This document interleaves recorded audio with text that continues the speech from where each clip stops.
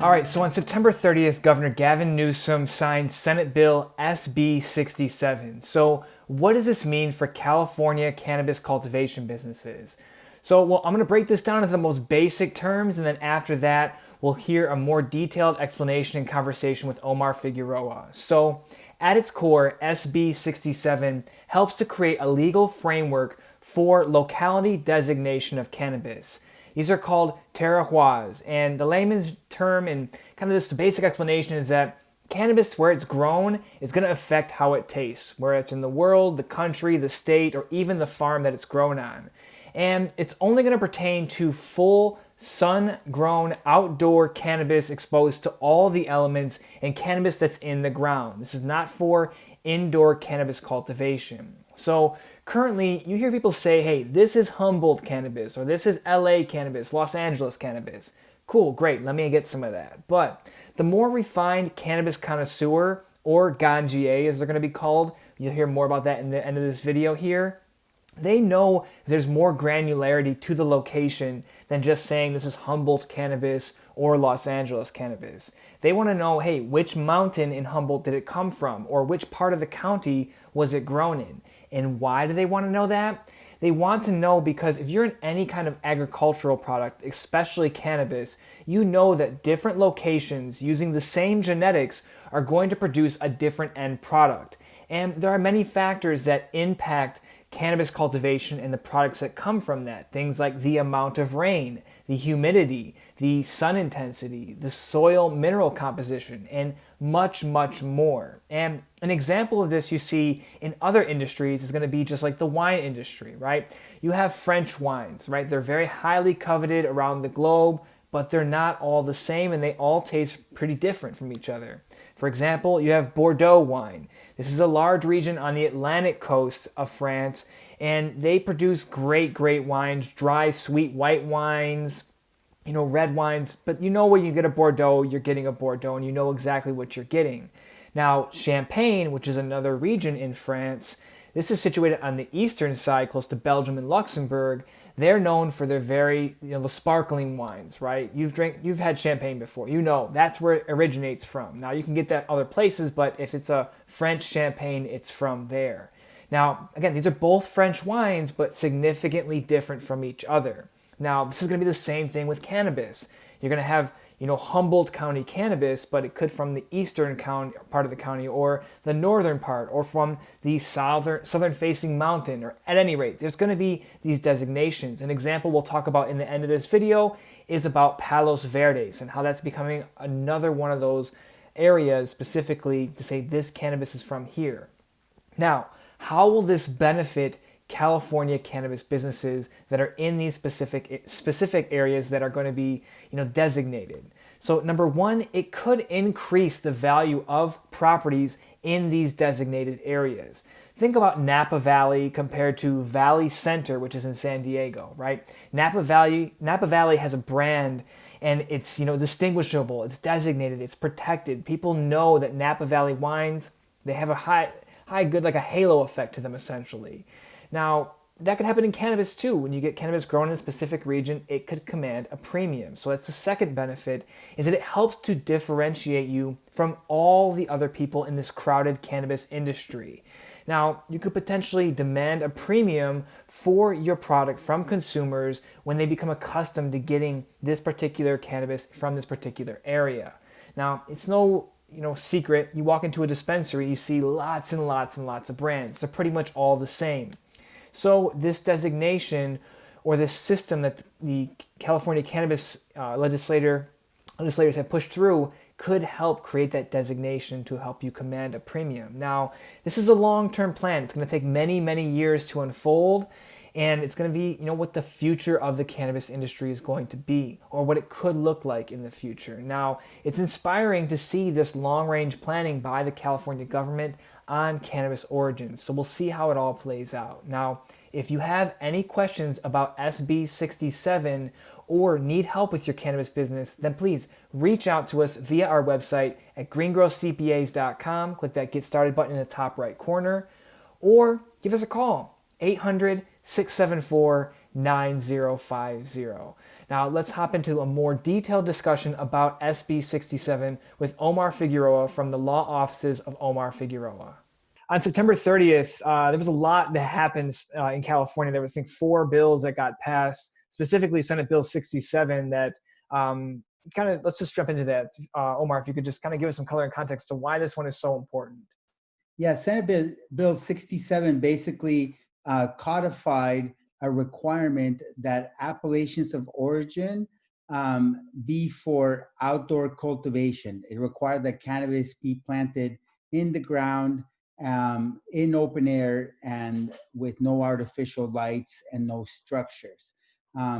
What this basically required is terroir, a causal link between the place and the product, because it's requiring that the cannabis be exposed to all of the environmental factors, including the soil, the wind, the water, the rain, the hail, like the good and the bad. And so, that's one of the, challenges of having a terroir-based appellation system is that, it really makes the cannabis that's a product dependent on all of the environmental and geographic factors. And so there's going to be different cannabis produced in different years. And, we already have that with cannabis, where there's different vintages. Mm-hmm. Well, you're going to see the same with cannabis that's grown outdoors. There's going to be different vintages, and they're going to result in different expressions. But the idea of a cannabis appellation, I think, is really, it's innovative. There's nothing like it. It's the world's first cannabis appellation. And I know some of the people who came up with it. And, it turns out that cannabis had a not insignificant role in the development of this idea. This is a cannabis-derived idea. And basically, it will impart value on cannabis that is grown within a particular appellation, because there's certain areas in the world where cannabis grows in a unique way. Mm-hmm. Just like, with wine, that you could have the same exact genetics and the same exact methods and come up with a very different product depending on where in the world those genetics and methods are cultivated. And it's the same idea with cannabis.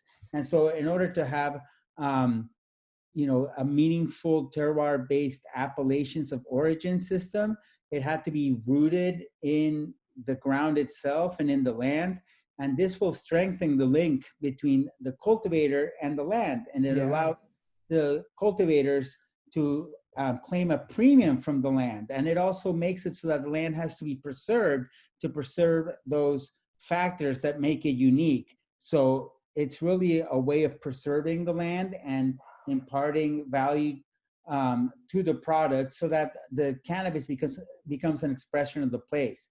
Since I'm also a member of the California Cannabis Tourism Association, we've been thinking about how appellations of origin will really serve as a way to differentiate geographical areas. That particular appellation will now be allowed to host like a event, like we have wine roads for the wine world, or like particular wine appellations have like a wine road on the weekend and barrel tastings on the other weekend. And, it's a huge draw to consumers. It's a massive tourism attraction. And with the California Cannabis Tourism Association, we know that the demand is there for cannabis. There's a recent poll that was taken among active travelers in the United States, and almost 1 in 3 would actively looks for cannabis when they're looking for where to travel. Oh. They want cannabis to be part of their experience, and that if there were more cannabis travel offerings, that they would seek those out, because that is always part of the calculation for this particular segment that is underserved. And so we think there's going to be an explosion in cannabis tourism, and cannabis appellations are a way to be able to describe what is unique about a particular area and geographical region, and what characteristics are going to be developed from that. And right now it sounds like highly abstract and theoretical, But let me give you an example Yeah, of let's do an an example. application that Yeah. one of my clients is thinking about, submitting, and it's the Palo Verde appellation, which is at the intersection of Trinity, Humboldt, and Mendocino counties. And there's a Palo Verde fire district, and it's composed of volunteer firefighters. And um, many of these firefighters are also cannabis growers, and they're in the cannabis industry. And this whole Palo Verde, tri-county region has a tradition of self-help, and volunteer firefighters are, a big part of it. And the community always helps each other out. And so, because it's such a unique region, like it's a little bit dry, it's not coastal, and it has like its own characteristics. I think it's an excellent candidate for an appellation of origin. And also because it has such an awesome story about volunteer firefighters who are banding together to save their communities and who are helping each other out. It's a type of story that really lends itself to memorable and distinctive branding, and you can support, first responders and public safety professionals by supporting such an enterprise. And so I think it's an example of something that's super exciting. And so in preparation for this petition, we now have to define the geographical area, which we kind of know, but the exact details of that territorial boundary. But now we have to figure out what makes it unique, what in the soil, what, and there's going to be different types of soil, and the soil is going to imbue particular characteristics on the cannabis. Same with the precipitation, the wind. Humidity, wind, all Yeah, those different things. all Got of these unique factors, a unique combination of factors that basically create terroir. And so right now, we haven't developed or at least I don't have the vocabulary it. to articulately explain it, but it's exciting to be on the verge of a new world where, in 20 years, people will be able to explain cannabis appellations. And right now it's just kind of like a fanciful theory, but in 20 years, it's going to be a reality, and people are going to be like, we're so glad people took the time to lay out the appellations, because our property is worth so much more because it's within the appellation, and our products are worth a premium because they're within the appellation.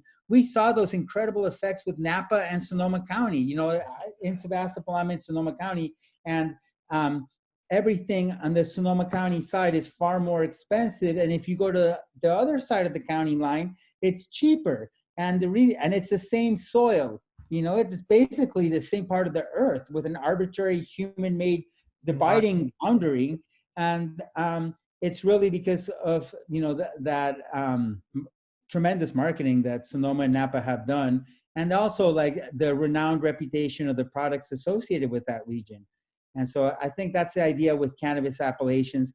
But that dovetails with my interest in representing the craft cultivators who make the best cannabis on earth. Because I think, as somebody who's into cannabis, and if people are in the cannabis industry and they're not into cannabis, then they should be in the financial services industry.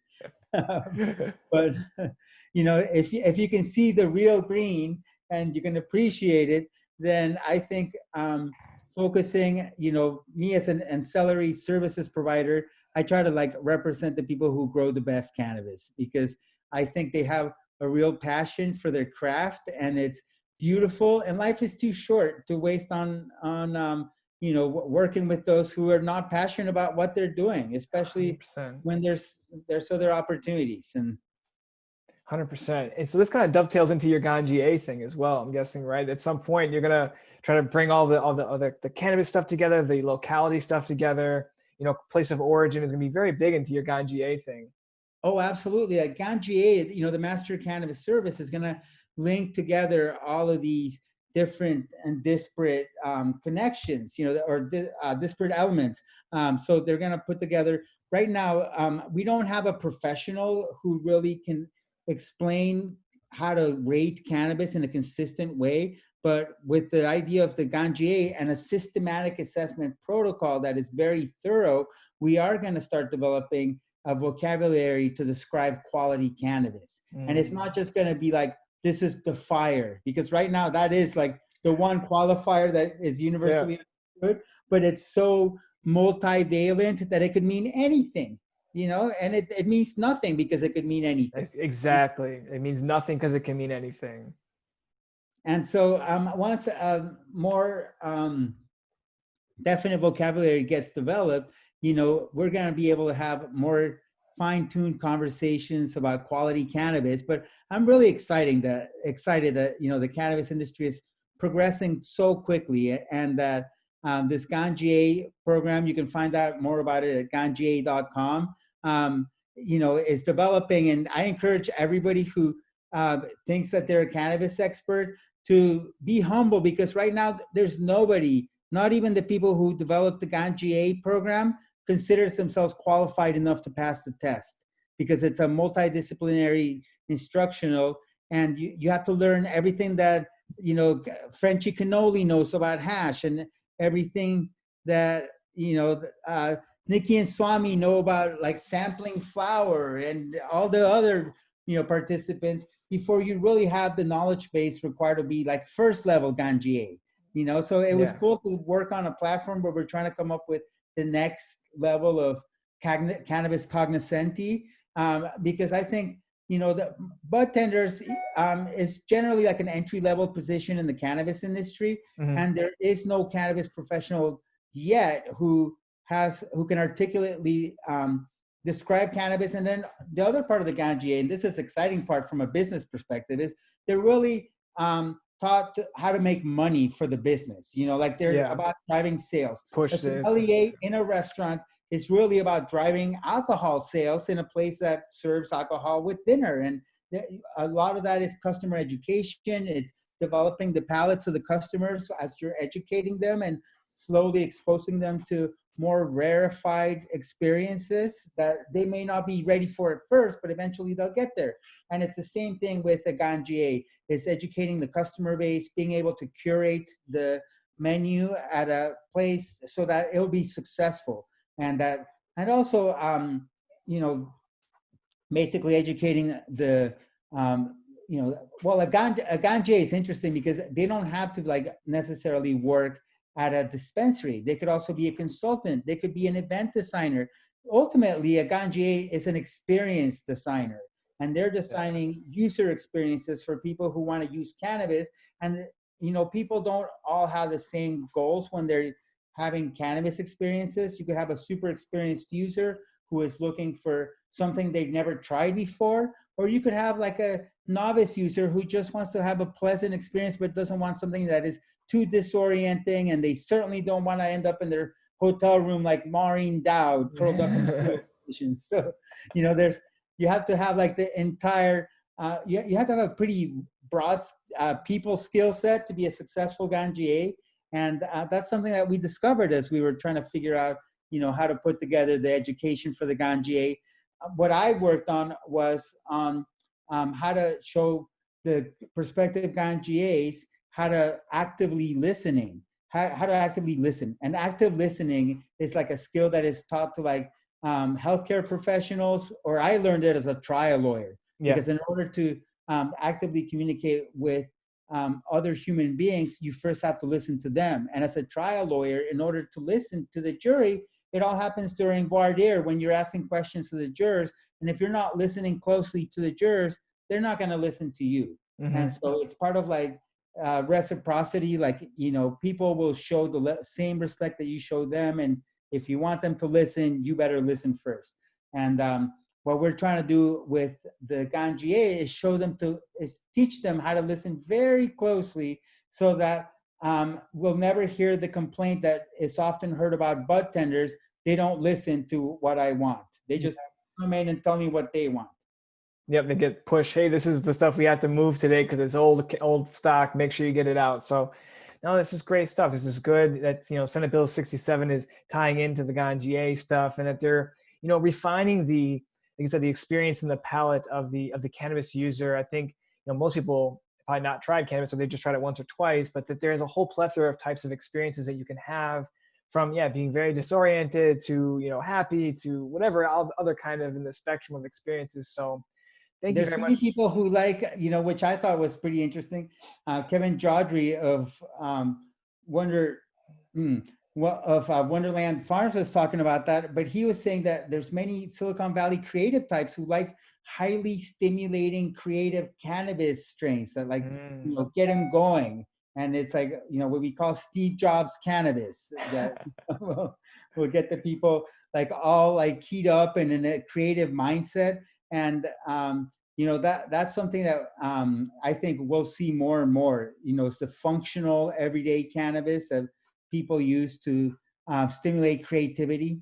100%. This is great stuff, man. Well, again, thank you for sharing about the update on Senate Bill 67 and the ganjia portion. We'll make sure that this gets into the podcast, but also this is a standalone video here. So, again, thank you for all the information back on this. Excellent. And then also, for many people who think that indoor cannabis is the very best there is, keep an open mind. I urge you to seek and find some full sun outdoor cannabis that was exposed to all the elements. You could try some Swami Select cannabis, and that is some of the, like really expansive, high energy cannabis that fills you with creative energy. And that really shatters, I think, the myth that indoor cannabis is the best. I think like, with wine, indoor wine versus outdoor grapes, I probably drink wine made from outdoor grapes. Oh, yeah, yeah. And they get to the thing. Nothing like nuclear power of the sun. Exactly. There's that. And everyone, I think that the rave now and the discussion is like, oh, who can get the highest percentage THC? But you're really looking for the entourage effect. There's hundreds and Yes. hundreds of cannabinoids. Don't just make one the hero. They all do so many different things. And if you get to experience a different, certain amounts and different types of cannabis products, you'll be able to see the different effects. It's a nuance. You have to kind of be in tune with your body, have a little bit of a memory to remember what you did and did not like. But there's such a spectrum of experiences with cannabis. So very excited to see how these different types of things play out over the next, like I said, 10, 12, 15, 20 years, and increasing the value of certain brands of cannabis that are from certain areas. Good deal. Awesome. Well, thank you so much.